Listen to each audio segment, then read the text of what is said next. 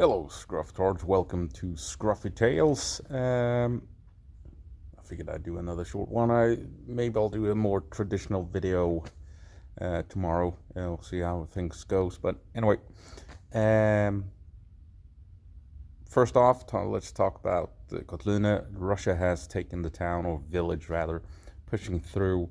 Haven't made it into a Dutchne, and north of a Dutchne you have a mining facility. Dutchne and that mining facility should be very well defended locations.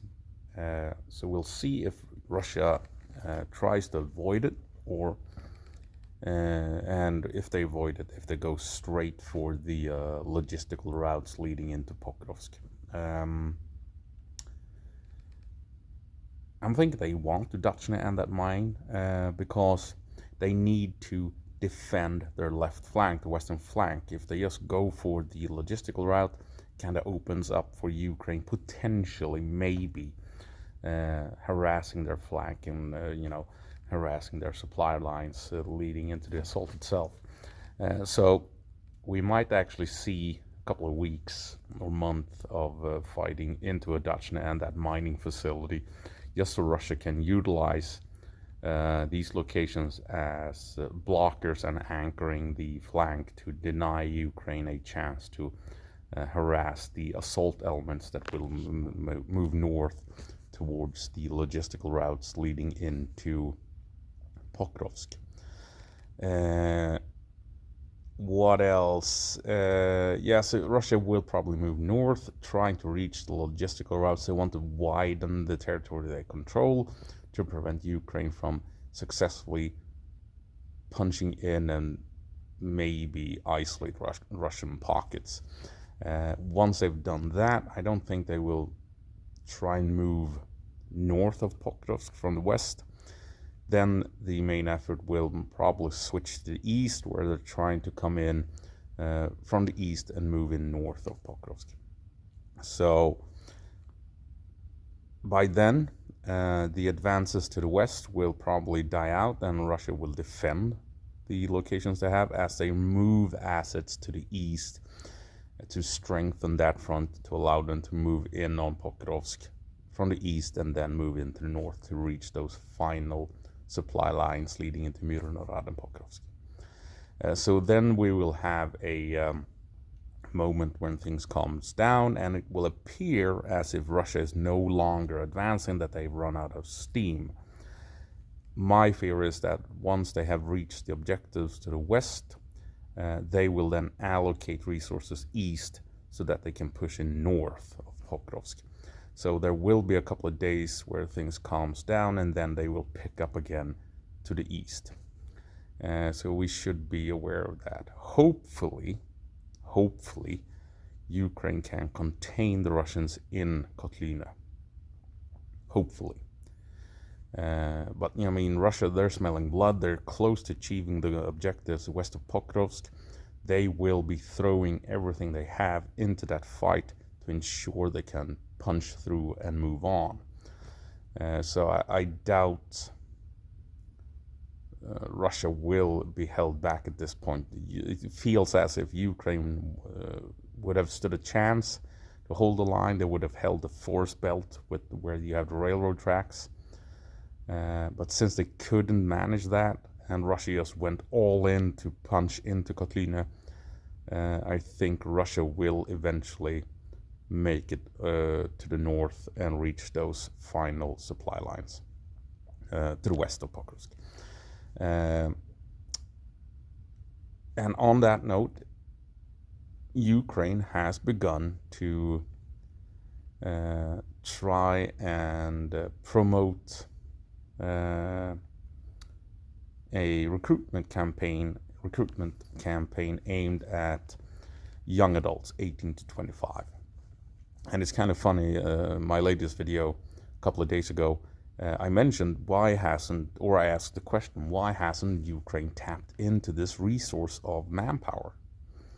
And then a day or two later, we learned that Ukraine intends to do this. And it's super important. It's crucial for Ukraine to do it.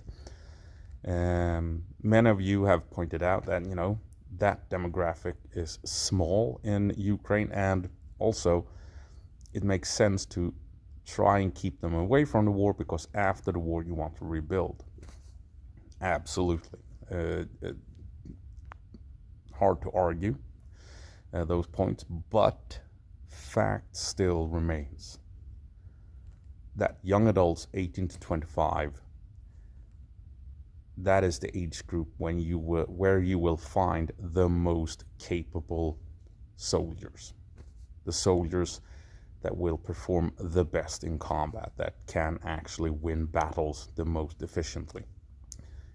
Those guys are found in the age group 18 to 25. It's just how it is.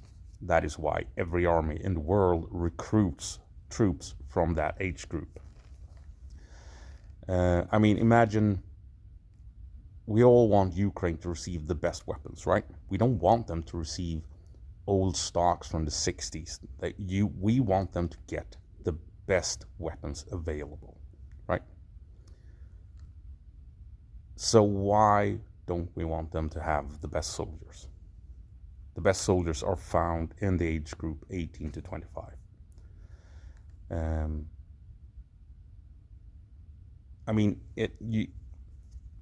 It obviously is a sign that Ukraine needs more troops, more capable troops. That is why they have finally, after 3 years, started to tap into that resource of young adults to boost numbers on the front line.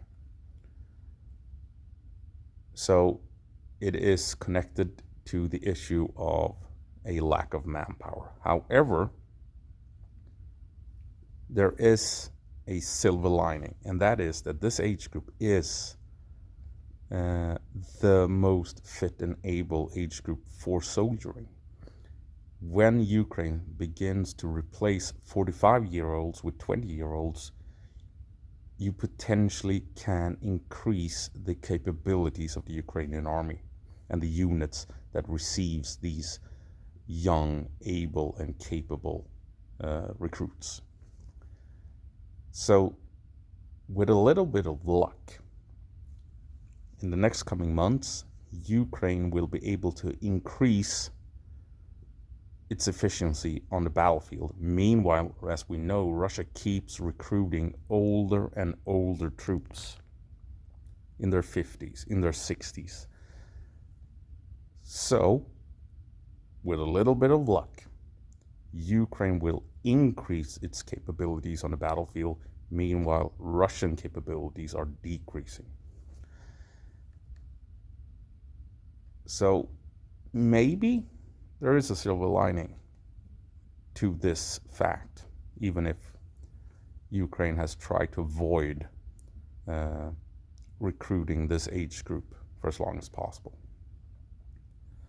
What else? I also read an article where Syrskyi says that he is pleased with the success of Kursk, and the lessons from Kursk has shown Ukraine the importance of being offensive, the importance of taking the fight to the enemy, and the fact that Ukraine can take the fight to the enemy. They don't have to play defense 24/7. They can actually catch the Russians on the flip side and take the fight to the Russians. So kind of suggests that Ukraine wants to make more attacks like they've done in Kursk, or they just want to throw it out there so that Russia has to reinforce the entire border with Ukraine. And in so doing, that means less troops on the front line in Ukraine, less fuel, ammunition, less vehicles, everything, right?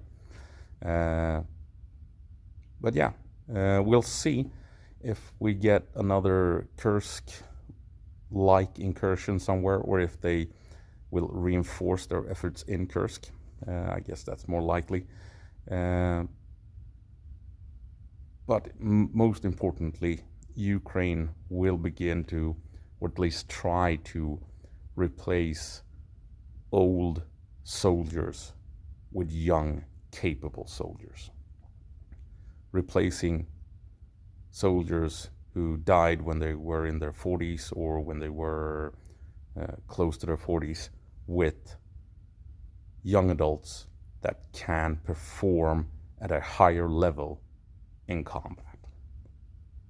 So that is my hope, that even if it is, it shows us that Ukraine is really becoming desperate when it comes to manpower, but it also provides you with that slight bit of hopium that this might actually be a massive boost to the Ukrainian army's offensive capabilities. Well, that's it. See you around. Have a good one. And as always, go på marsch, Ukraine, and give them hell.